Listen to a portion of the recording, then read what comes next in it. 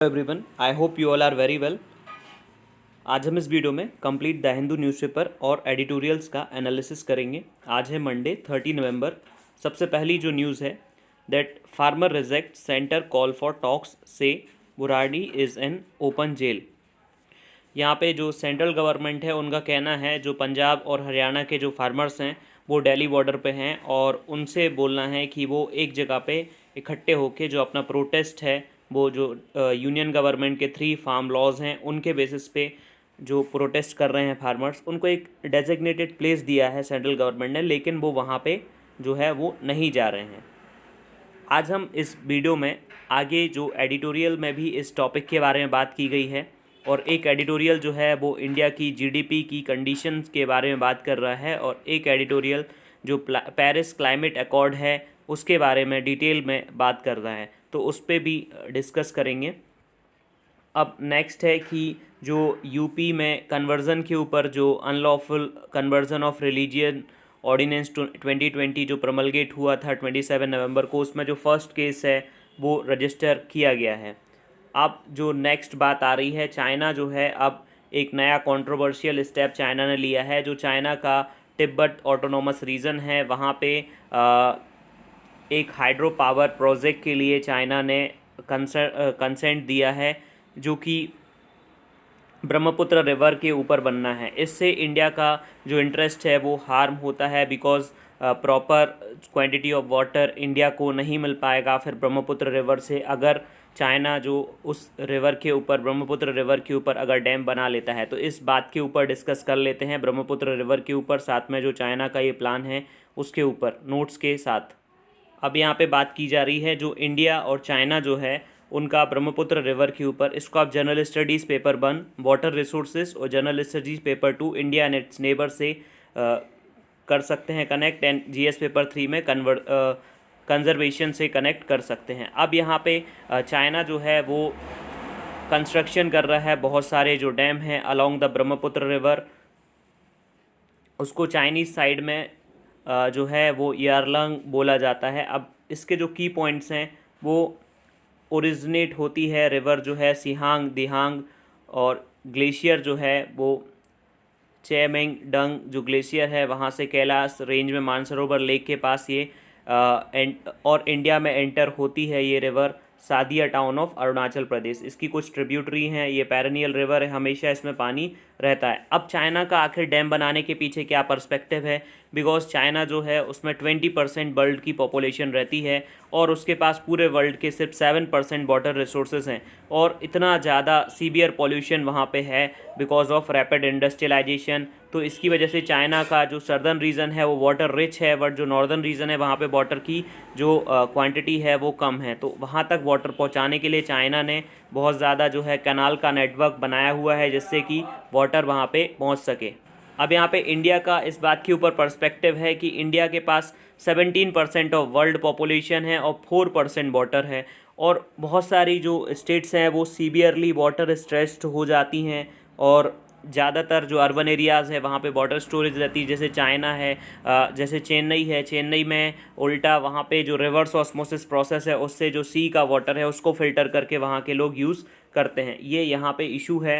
ये ब्रह्मपुत्र रिवर जो है वो चाइना से यहाँ पे इंडिया में जो है वो एंटर होती है, और जो डैम चाइना प्रपोज कर रहा है बनाने का वो इस रीज़न में है। तो यहाँ से जब वाटर यहाँ पे चाइना बहुत ज़्यादा वाटर रोक लेगा तो ये जो वाटर की जो क्वांटिटी है वो ब्रह्मपुत्र रिवर में अरुणाचल प्रदेश के पास कम हो जाएगी, जिससे यहाँ का जो रीजन है उसमें बहुत ज़्यादा ही इकोलॉजिकल इम्पैक्ट हो सकता है, वहाँ की जो डाइवर्सिटी है उसको इम्पैक्ट हो सकता है। जो वहाँ पे नेशनल पार्क हैं जिनके थ्रू ये रिवर भी पास होती है तो उनको भी इम्पैक्ट हो सकता है। अब इसके बाद जो नेक्स्ट आर्टिकल है इसमें यहाँ पे फार्मर प्रोटेस्ट के बारे में ही पूरा दिया हुआ है। देन दिल्ली की जो एयर क्वालिटी है वो पुअर कैटेगरी में है। अभी जो system of air quality and weather forecasting and जो रिसर्च का सिस्टम है जिसको सफ़र बोला जाता है शॉर्ट फॉर्म में, इसको जो ministry of science and technology ने डिज़ाइन करवाया है, जो Indian institute of tropical management है उन्होंने इसको डिज़ाइन किया है और इसका यूज़ जो इंडियन मेट्रोलॉजिकल डिपार्टमेंट है वो करता है। और जो AQI है एयर क्वालिटी इंडेक्स, उसका जो उसकी जो वैल्यूज़ हैं वो डेली कलर कोडिंग के बेसिस पे बताई जाती है। अगर पुअर कैटेगरी है तो यहाँ पे डिफरेंट जो ये कलर्स दिए हुए हैं, तो ये लाइट ऑरेंज जो कलर है वो पुअर कैटेगरी को शो करता है। ऐसे कलर कोडिंग ये इसलिए दिखाते हैं जिससे कि जो लोग हैं उनके अंदर अवेयरनेस आए, कम से कम पॉल्यूशन करने के लिए लोगों के अंदर अवेयरनेस बढ़ाने के लिए ये सारा काम किया जाता है। अब यहाँ पे इस पेज में कोई भी इम्पोर्टेंट न्यूज़ नहीं है, ये एजुकेशन प्लस पेज। सबसे पहला जो ये एडिटोरियल है वो बात कर रहा है कि फार्मर्स जो हैं उनकी डिमांड के ऊपर बात की जा रही है इस एडिटोरियल में। ये जो सेकंड एडिटोरियल है वो पूरी तरह से फिर से वैक्सीन के ऊपर बात कर रहा है। डेली एक ना एक आर्टिकल जो है वो वैक्सीन के ऊपर आता है। ये जो थर्ड आर्टिकल है इसमें जो इंडिया की जो इकोनॉमिक कंडीशन है उसके बारे में डिटेल में बात की गई है, तो उसको भी फैक्ट के साथ देखेंगे, नोट्स के साथ। देन ये वाला जो है अमेरिका की फॉरेन पॉलिसी के बारे में बात कर रहा है। तो अगर आप डेली न्यूज़ एनालिसिस सुनते हैं तो आपको पता होगा कि जो यूएसए की फॉरेन पॉलिसी है वो अभी जब जो बाइडेन आ जाएंगे तो जैसे जो बराक ओबामा की फ़ॉरेन पॉलिसी थी वो उन्हीं की पार्टी को बिलोंग करते हैं, तो उस तरह से जो उनकी पॉलिसी है वह रहने वाली है। तो आगे उस पर डिस्कस करेंगे। नेक्स्ट ये पेरिस क्लाइमेट एग्रीमेंट के बारे में यहाँ पे जो है वो बात चल रही है। अब यहाँ पे इस आर्टिकल में बात की जा रही है जो ईरान के जो टॉप न्यूक्लियर साइंटिस्ट थे उनकी जो है वो हत्या हो गई है, जिसकी वजह से जो ईरान है वहाँ पे उनका जो न्यूक्लियर एनरिचमेंट प्रोग्राम है वो पूरी तरह से स्टॉप हो जाएगा। तो जिसकी वजह से जो वेस्ट एशिया वाला रीजन है वहाँ पे बहुत बड़ा जो जियोपॉलिटिकल कंडीशन है वो उभर के आने वाली है, उस बारे में यहाँ पे बात चल रही है।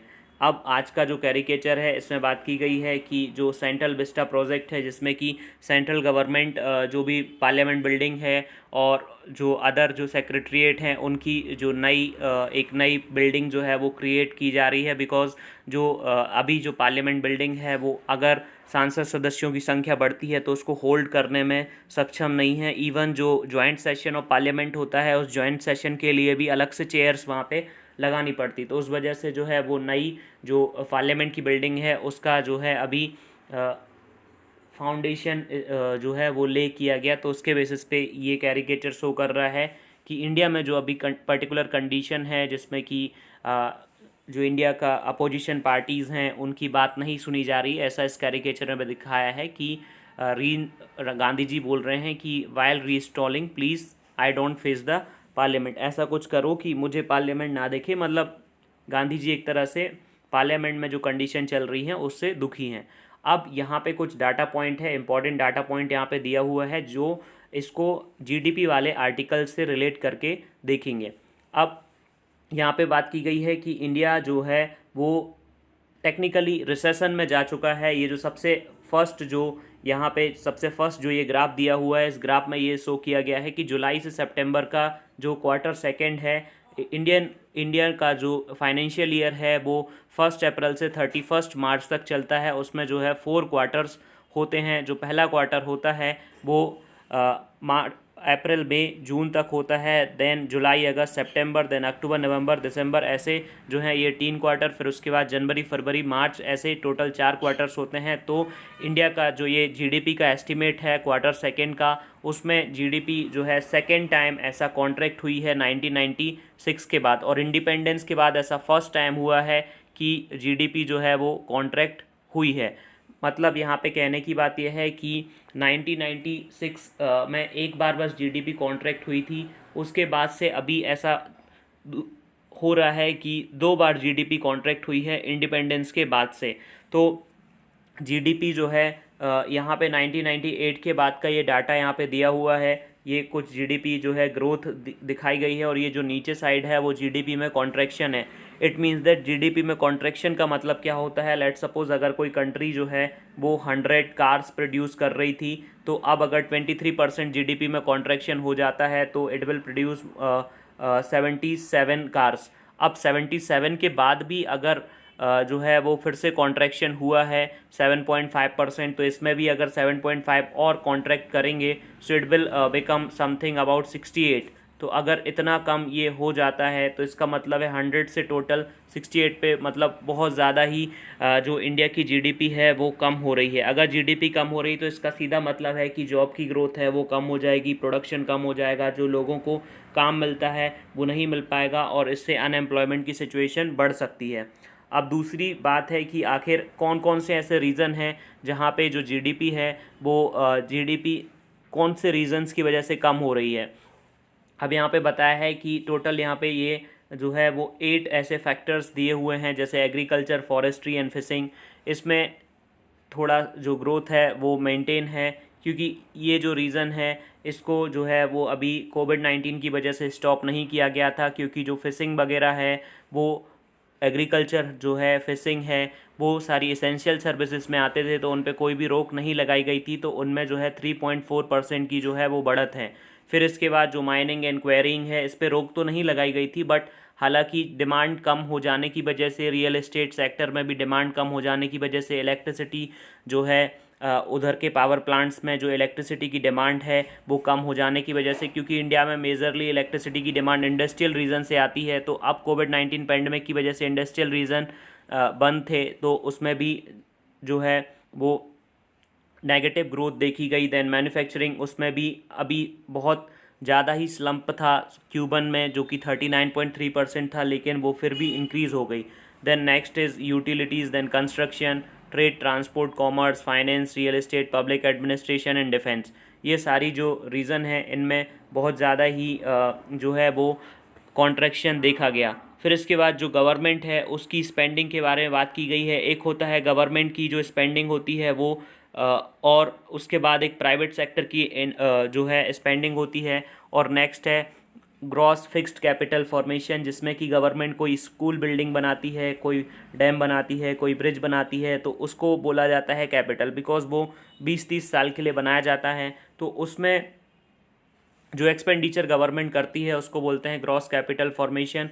तो यहाँ पे इसमें भी एक तरह का, इस रीज़न में आप देख सकते हैं यहाँ पे भी एक तरह का जो स्लम्प है, जो गिरावट है वो नज़र आ रही है। हालांकि अभी जो Q2 है उसमें थोड़ा थोड़ा जो इंक्रीज़ है वो जो ग्रॉस फिक्स्ड कैपिटल फॉर्मेशन है उसमें देखा गया है। अब यहाँ पे बात की जा रही है कि जो इंडिया की इकोनॉमी है वो अमंग द वर्स्ट है, मतलब इंडिया के जो है वो सिर्फ 6th नंबर पे है वर्स्ट कंट्रीज़ में। उसके बाद इंडिया से 26 कंट्रीज़ ऐसी हैं जो कुछ बेटर कर रही हैं, इंडिया के पीछे 6 कंट्रीज़ ऐसी हैं जो इंडिया से भी बुरा कर रही हैं, जैसे कि चिली जिसकी 10.25% इकोनॉमी कॉन्ट्रैक्ट हुई है, UK -9.8, Cambodia, Spain and Mexico.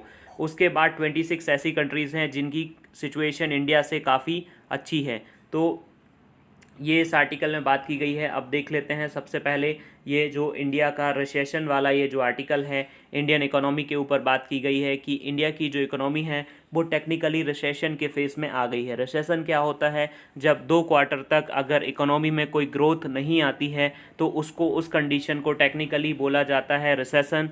तो यहाँ पे जुलाई से जो सितंबर का 2nd क्वार्टर है वहाँ पे नेशनल स्टैटिस्टिकल ऑफिस है उसने ऐसा क्लियर किया है, प्रोविजनल जो डाटा दिया है उसके अकॉर्डिंग इंडिया की जो जीडीपी ग्रोथ है वो एक तरह से कॉन्ट्रैक्ट होने वाली है, मतलब इंडिया ने negative GDP growth rate show की है, जो कि अभी जो ये फाइनेंशियल ईयर है जो मार्च 2021 में एंड होने वाला है उसका Q2, वहाँ पे इकोनॉमिक आउटपुट मतलब जो जीडीपी का रिकॉर्ड है वो 7.5% श्रंक होने वाला है।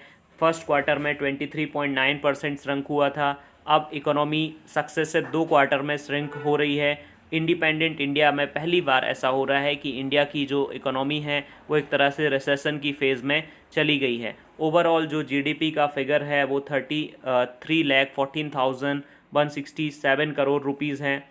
तो ये यहाँ पे बात की गई है। अब कुछ ऐसा रिवाइवल आया है कोविड-19 पेंडेमिक की वजह से, जब लॉकडाउन लगा था उसके बाद से जब लॉकडाउन का फेज़ धीरे धीरे ओपन हुआ तो इकोनॉमी में धीरे धीरे जो है कॉन्ट्रैक्शन कम हो गया पिछले क्वार्टर से। बट यहाँ पे जो है एक्सपेंडिचर को अगर देखा जाए और ग्रॉस वैल्यू एडिड को देखा जाए तो ग्रॉस वैल्यू एडिड क्या होता है? डिफरेंट जो इंडस्ट्रीज़ हैं उनका जो आउटपुट है उस आउटपुट को पूरा ऐड कर लेते हैं और उस आउटपुट में से जो उन्होंने रॉ मटेरियल या उसकी प्रोडक्शन कॉस्ट है वो माइनस कर देते हैं, तो वो कहलाता है ग्रॉस वैल्यू एडिड। तो ग्रॉस वैल्यू एडिड में थोड़ा सा जो है वो रिवाइवल आया। अभी हमने देखा था कि प्राइवेट जो कंजम्पशन एक्सपेंडिचर है वो सिंगल बिगेस्ट कंपोनेंट है जीडीपी को आगे बढ़ाने के लिए। उसमें जो है 50% वो बढ़ रहा है, जिसकी वजह से इकोनॉमी जो है वो थोड़ा उसको सहारा मिला है। अब गवर्नमेंट कंजम्पशन स्पेंडिंग जो है वो भी 16% ही ग्रो हुई है। और बात की जाए अगर, बिकॉज जो डिमांड है वो मिसिंग है, तो एक्सपोर्ट इंपोर्ट जो हैं वो भी नैरो हो रहे हैं। एक्सपोर्ट की वजह से भी जॉब क्रिएट होती हैं, पर्टिकुलरली इंपोर्ट की वजह से भी जॉब क्रिएट होती हैं।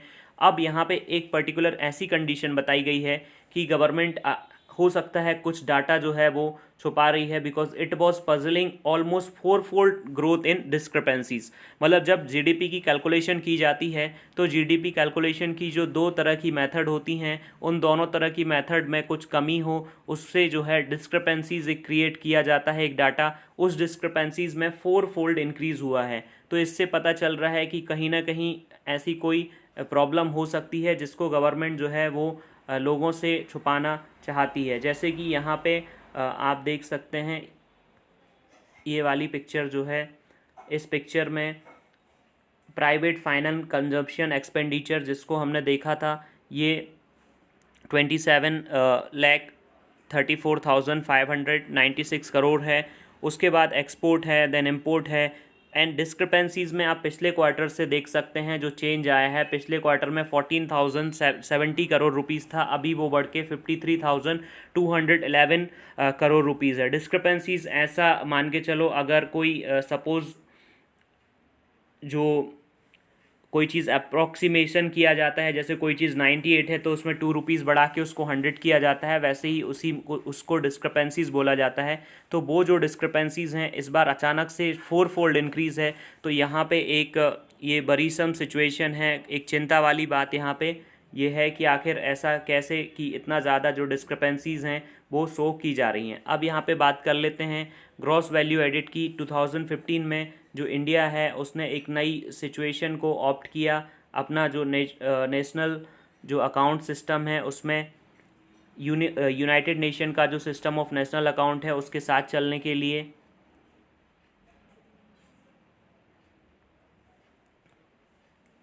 जो SNA का सिस्टम है, इंटरनेशनली एग्रीड स्टैंडर्ड सेट है recommendation on how to compile measure of economic activity. Economic activity को कैसे मेज़र किया जाए, तो इंडिया जो है वो ग्रॉस वैल्यू एडिड सिस्टम पे आ गया है। ग्रॉस वैल्यू एडिड एक ऐसा सिस्टम होता है जिसमें कि आउटपुट को वैल्यू ऑफ इंटरमीडिएट कंजम्पशन उससे माइनस कर दिया जाता है। जो पर्टिकुलर आउटपुट है, सपोज़ 100 रुपीज़ का आउटपुट हुआ, उसमें जो इनपुट है वो 40 रुपीज़ का है, तो जो ग्रॉस वैल्यू एडिड है वो 60 रुपीज़ होगा। 100 माइनस 40, 60 रुपीज़। तो इससे ये पता चल जाता है कि इकोनॉमी में कितना जो है वो बढ़त आई है। अब ग्रॉस वैल्यू एडिड को ऐसे भी कैलकुलेट किया जा सकता है, जीडीपी प्लस सब्सिडीज़ अगर गवर्नमेंट कोई प्रोवाइड करती है और उसमें से जो टैक्स गवर्नमेंट लेती है उस टैक्स को जो है वो माइनस कर देंगे, तो ग्रॉस वैल्यू एडिड का फिगर जो है वो कैलकुलेट हो जाएगा। तो ये यहाँ पे जो है वो बात की जा रही है। अब नेक्स्ट जो सबसे फर्स्ट आर्टिकल है, इसमें जो फार्मर्स हैं वो प्रोटेस्ट कर रहे हैं। उनकी डिमांड है कि गवर्नमेंट ने जो ये 3 लॉ प्रपोज़ किए हैं, 3 फार्म लॉ प्रपोज़ किए हैं और एक इलेक्ट्रिसिटी बिल प्रपोज़ किया है, उसके अगेंस्ट उनकी डिमांड है कि आने वाले टाइम में गवर्नमेंट जो मिनिमम सपोर्ट प्राइस है जो 1967 से फार्मर्स को उस समय जो है कुछ 2 क्रॉप पे बस मिल रहा था, राइस और वीट पे, बस उसके बाद से ऐसी 23 क्रॉप्स हैं जिनके ऊपर फार्मर्स को जो है मिनिमम सपोर्ट प्राइस मिलता है। मिनिमम सपोर्ट प्राइस वो प्राइस होता है जिस पे अगर कोई भी प्राइवेट इंडिविजुअल अगर उनसे क्रॉप परचेज़ नहीं करता तो गवर्नमेंट उस रेट पे परचेज़ करने के लिए बाध्य होती है, वो MSP होता है। तो फार्मर्स ऐसा एप्रीहेंसन है कि आने वाले टाइम में गवर्नमेंट उनका जो है मिनिमम सपोर्ट प्राइस एंड कर सकती है। तो इसीलिए जो फार्मर्स हैं वो सेंटर से बात करना चाहते हैं और एजिटेशन जो है वो कर रहे हैं। नेक्स्ट जो आर्टिकल है, इस आर्टिकल में बात की जा रही है जो पेरिस क्लाइमेट एग्रीमेंट है उसमें डोनाल्ड ट्रंप ने यूनिलैटरली उससे वो आउट हो गए। तो एक बार पेरिस क्लाइमेट एग्रीमेंट को नोट्स के साथ देख लेते हैं। जो पेरिस क्लाइमेट एग्रीमेंट है वो इंटरनेशनल ट्रीटीज़ के अंडर जनरल स्टडीज़ पेपर 2 के अंदर आता है। ये 2016 में साइन किया गया था, जिसमें कि 195 इसके सिग्नेटरीज थे, मतलब इतनी कंट्रीज़ ने इसको साइन किया था। एग्रीमेंट जो है इसमें ऐसा बोला गया था कि जो भी ग्रीन हाउस गैस इमिशन है उसको कम किया जाएगा, और जिसमें कि कॉन्फ्रेंस ऑफ पार्टीज़ 21 हुआ था पेरिस में, और कंट्रीज़ को ये बोला गया था कि वो अपना एक नेशनली अपनी कंट्री का एक पर्टिकुलर रोड मैप बताएं कि वो कैसे ग्रीन हाउस गैसेस में जो है एमिशन को कम करेंगे। एक पर्टिकुलर उनके ऊपर कोई बाउंडेशन उसमें नहीं थी, ये वाला क्लॉज नहीं था कि आपको इतना करना है, लेकिन बट हर कंट्रीज़ को ये बताना था कि वो क्या कमिटमेंट कर रहे हैं, कैसे वो ग्रीन हाउस गैसेस का एमिशन कम करेंगे। तो 2017 में जो है यूएसए के जो प्रेसिडेंट हैं डोनाल्ड ट्रंप, उन्होंने विड्रॉ करने का बोला। और पेरिस एग्रीमेंट जो है वो मल्टीलेटरल एग्रीमेंट है, United nation framework convention on climate change के ऊपर इसको साइन किया गया था पॉल्यूशन को रिड्यूस करने के लिए, ग्रीन हाउस गैस एमिशन को रिड्यूस करने के लिए। अब पेरिस क्लाइमेट एग्रीमेंट का गोल है कि जो फॉसिल फ्यूल्स हैं उनको 2 डिग्री सेल्सियस फॉसिल फ्यूल्स का यूज़ कम से कम किया जाए, जिससे कि वर्ल्ड का जो टेम्परेचर है, अर्थ का जो टेम्परेचर है, उसको 2 डिग्री सेल्सियस तक जो है वो कम किया जा सके, क्योंकि आने वाली सेंचुरी में टेम्परेचर बहुत ज़्यादा बढ़ेगा, जिसकी वजह से जो है पोलर आइस कैप्स जो हैं वो मेल्ट हो जाएंगे ग्रीन हाउस गैस की वजह से, और आने वाले टाइम में जो अर्थ है उसका मेजर पार्ट सबमर्ज्ड हो जाएगा। तो दैट्स वाई ये सारे जो टारगेट्स हैं वो सेट किए हैं। कार्बन डाइऑक्साइड एमिशन का रिडक्शन 20% करना है, और रिन्यूएबल एनर्जी का जो मार्केट शेयर है उसको 20% तक ले जाना है, और एनर्जी एफिशिएंसी जो एनर्जी लॉस्ट हो जाती है बहुत सारी चीज़ों में उसको 20% तक करना है। ये इसमें जो है वो बात की जा रही है। यहाँ पे ये जो आर्टिकल है इसमें बात की जा रही है जो वेस्ट एशिया रीजन है वहाँ पे ईरान जो कंट्री है उसके जो टॉप न्यूक्लियर साइंटिस्ट थे जिनका जो है वो मर्डर कर दिया गया ईरान की कैपिटल तेहरान के आसपास, जिसकी वजह से यहाँ पे बात की जा रही है कि जो इज़राइल की जो चीफ एजेंसी है, स्पाई एजेंसी है मोसाद, उन्होंने उनका जो है वो मर्डर किया, बिकॉज इज़राइल को एक थ्रेट थी कि आने वाले टाइम में जो अमेरिका और ईरान के बीच में जो न्यूक्लियर एग्रीमेंट हुआ है उसकी वजह से आने वाले टाइम में वेस्ट एशिया रीजन में इज़राइल के ऊपर एक थ्रेट हो सकता है। बिकॉज ऑफ दैट ऐसा उन्होंने उसका मर्डर कराया। अब नेक्स्ट यहाँ पे इस आर्टिकल में बात की जा रही है कि इंडिया ने जो है वो OIC का जो ऑर्गेनाइजेशन ऑफ इस्लामिक कोऑपरेशन, ये 57 कंट्रीज़ का एक ग्रुप है जो कि 57 इस्लामिक कंट्रीज़ हैं, और इनका जो ऑब्जेक्टिव है वो वर्ल्ड में जो है पीस को एक तरह से आगे बढ़ाना। ये जो मोरक्को की कैपिटल है रवात, वहाँ पे इसका जो इस्टेब्लिशमेंट है वो हुआ था। एक बार नोट्स के बेसिस पे इसको देख लेते हैं। जो इज़राइल की कैपिटल है रवात, वहाँ मोरक्को की कैपिटल है रवात, वहाँ पे इसका जो है वो स्टार्ट हुआ था 1969 में, सितंबर 1969 में इसको जो है वो स्टार्ट किया गया था। इसका जो हेडक्वार्टर है वो जेद्दा सऊदी अरेबिया में है। इंडिया जो है OIC का मेंबर नहीं है, बट इंडिया को एक गेस्ट ऑफ ऑनर की तरह 46 सेशन में इनवाइट किया गया था, और 50th एनिवर्सरी थी इन OIC की जो है 2019 में।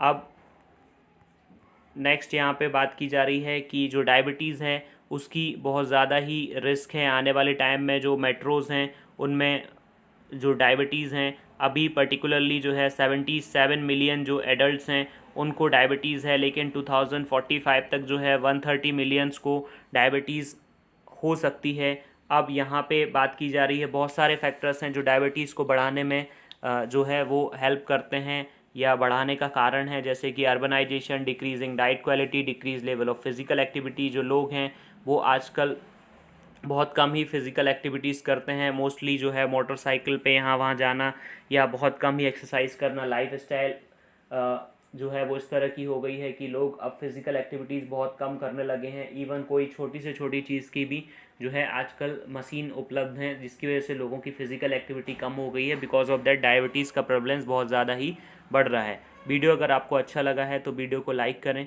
Thank you very much.